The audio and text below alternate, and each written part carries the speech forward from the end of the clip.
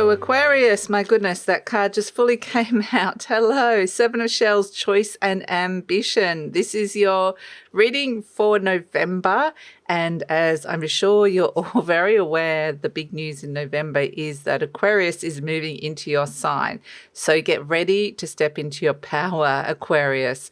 My goodness, it's, amazing. And it's moving into your sign for 20 years. So finally moving in, boom, here it is. So it's interesting. I see this Seven of Shells, choice and ambition coming in for you, because I feel like this is where suddenly things feel different.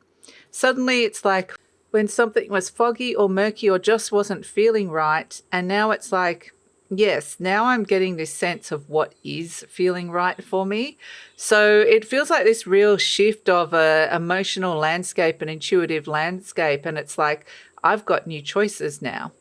And I've got new ideas, I've got new plans, I've got new things I want to bring into my world, into my relationships, into my career.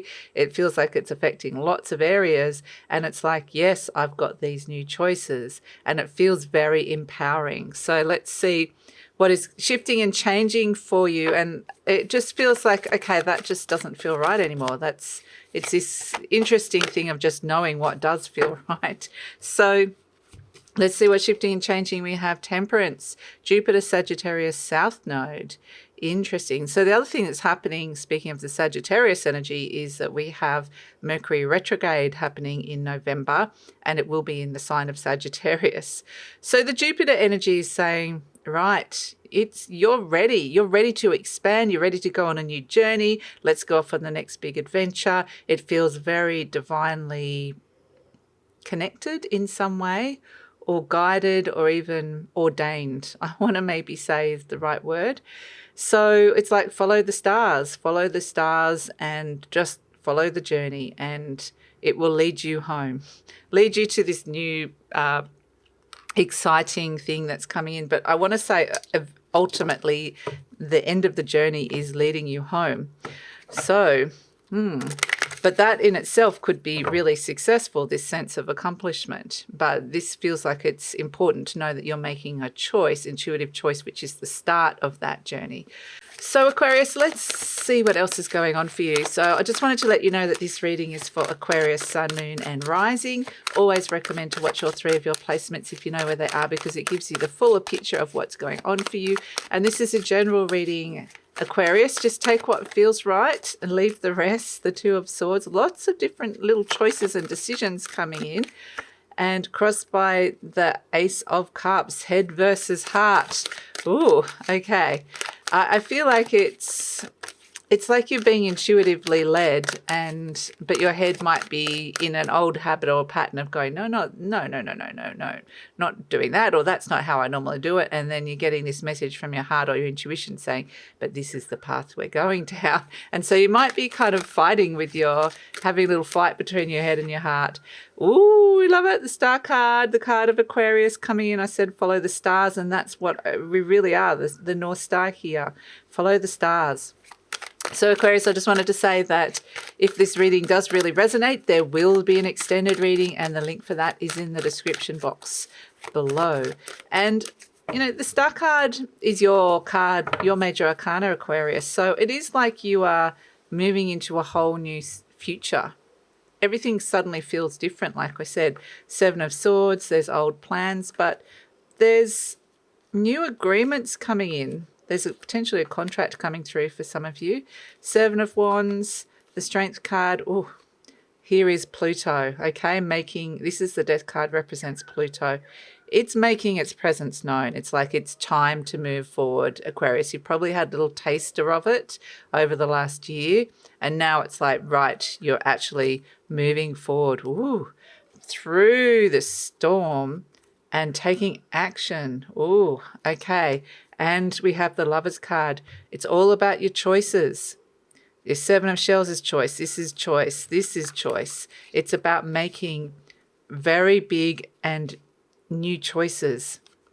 But I feel like it's like part of the choice is to I feel like part of the choice is to move past some wounds or some things that have triggered you, and to take action based on that. So we have the Two of Swords. This character's blindfolded. There needs to be a choice or decision here. Maybe it's uncertain. One side is its intuition, one side logical mind. I can't decide. So crossed by the Ace of Cups, which is the card of healing. It may be that there's something here that's been blocking you that hasn't been healed, and the Death card, that Pluto energy, is just saying time to heal it, Aquarius. You're moving forward. You're moving into a whole new era. You're moving into a whole new energy.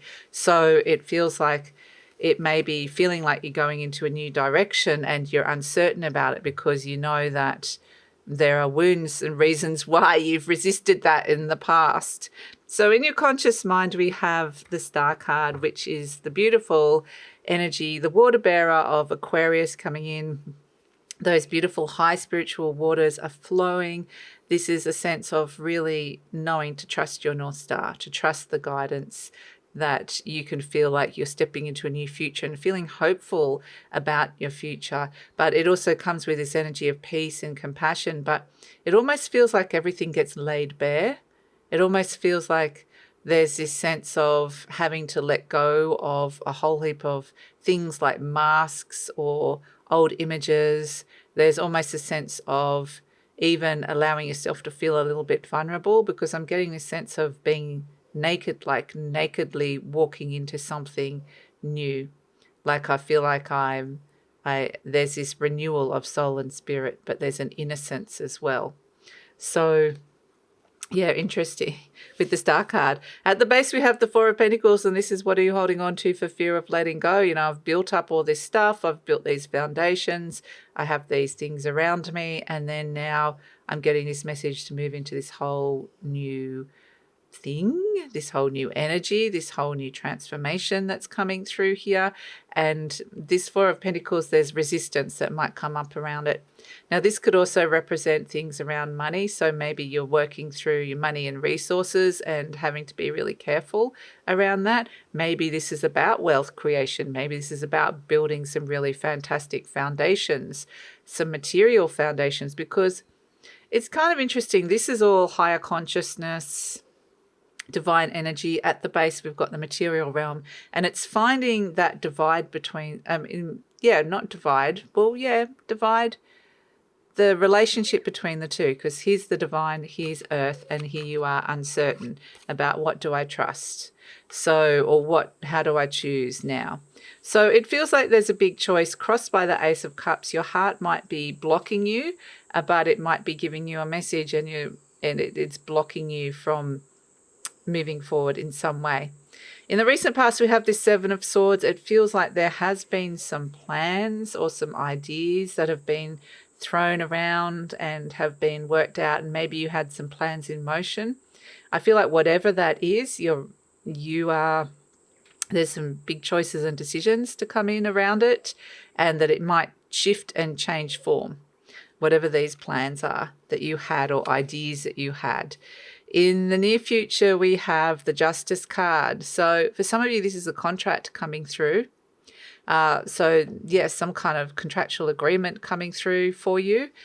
But the Justice card also speaks of balance being restored. It's interesting, you've got both the cards of balance, temperance and justice, but they're both different. Temperance is more of a moderation, a calm being restored, a balanced approach, as justice is more about fairness and things that haven't been fair, and wanting to bring that into alignment, the stuff that hasn't been fair in your life. The Justice card is also Akashic records, like it's soul contracts. So I potentially feel like there's a soul contract here, and it's like, am I fulfilling that? Am I ready to step into it? Where are you at with it? Because something like that comes up where it's like, okay, you've got these new choices that comes in around it. Do you want to step into it and embody it fully? Is it been going in the right direction? What's happening here with that? And so I feel like that's something you're thinking on a bigger picture about, what you're here for, what you're meant to be doing. So you're turning up as the Seven of Wands, and this is you're sort of fortifying your position. You might even be a little bit defensive, but it feels like you are you're warding off the challenges You're warding off challengers or challenges. So, yeah, but it also might be that there's a bigger energy at play that you're trying to resist. And it's like the Seven of Wands it's like against the Death card, it's like David and Goliath. The Seven of Wands energy, it can try and hold the fort. I don't want to transform. I don't want to change. I don't want to move into this really intense energy where I'm kind of confronting my own power. I'm confronting the truth around where I've allowed myself to be disempowered or where there's ambitions that haven't been fulfilled. And the Seven of Wands sort of wants to ward off that energy. But at the same time, the Death card, you can't fight that. It's just an energy that's bigger than you that's coming in, and that's that Pluto energy that's coming in. So energy surrounding you is this Three of Cups. I feel like, there's some people around you, some beautifully supportive people around you. There's some nice emotional connections here with the Three of Cups. There's celebration. The angels are probably celebrating that you're going through this big shift and change, but it feels like you need to go through some dense emotional and mental waters energies in order to come out the other side. But it's nice to have these people, these Three of Cups around you, around beautiful, nice connections. People are really, truly supporting you here, which is lovely. Hopes and fears, we have the Strength card. I feel like you are going to need strength. You are going to need this resilience. A big question of, am I resilient enough? Am I brave enough? Am I courageous enough? Do I want to be brave and courageous or not? It's a big question that's coming in with what's been asked of you, because it feels like something's being asked of you that is bigger than what you have previously had to deal with in the past. And in comes Pluto, the Death card, storming towards that Three of Swords. So it's saying it's time to transform whatever this thing is triggering you, whatever this wound, it's ready to come up and out and to be cleared. And so there's a very clear message from Pluto that it's time to transform this wound in your life, because there are messages you're getting, ideas that you have that you need to take action on. And you might get that this has to happen sooner rather than later. It might all happen quite quickly. Somebody could trigger you, but then this is a sense of it's coming up because it's time to move through this denser energy into a more empowered energy to come through. So it's like the Death card's like, nah, that's not standing in our way anymore. You've got these brilliant ideas, this mind, these thoughts, and we need to take action on some of these things that you are ready to fulfill in your life. So it is your choice. With the Lovers card, it does feel like there is a big choice. It might feel clouded, the choice on the human realm, but up in the divine, it's clear. So that's where you might want to follow the North Star and the Star card, and the Temperance energy has those angel wings as well. These intuitive messages that are going to guide you.